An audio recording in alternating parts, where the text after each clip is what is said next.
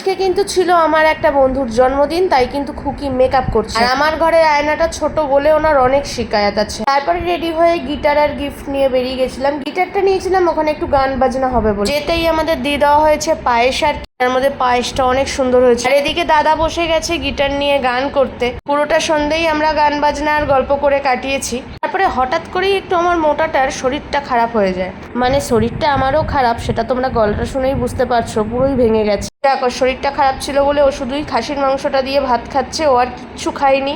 এদিকে কাকু দাঁড়িয়ে দাঁড়িয়ে বলছে তুই কেন কিছু খাচ্ছিস না। এদিকে বার্থডে গার্ল সেই থেকে সার্ভ করে যাচ্ছে, আর আমি কিন্তু শুরু থেকে শেষ পর্যন্ত সবই খেয়েছি। আর আমার সব থেকে পছন্দের খাবারটা কিন্তু ওরা বানিয়েছিল, যেটা হচ্ছে পটল চিংড়ি। আর এছাড়াও কিন্তু ছিল খাসির মাংস। কিন্তু সমস্যা কি হয়েছে জানো, আমি খেতে এতটাই ব্যস্ত যে খাসির মাংসের ভিডিওটাই আমি করিনি। খাওয়া দাওয়া সেরে তারপর অনেক রাত হয়ে গিয়েছিল, তাই সৃষ্টি আমাদের দুজনকে বাড়িতে ছেড়ে এসেছিল। তো দিনটা খুবই ভালো কাটলো।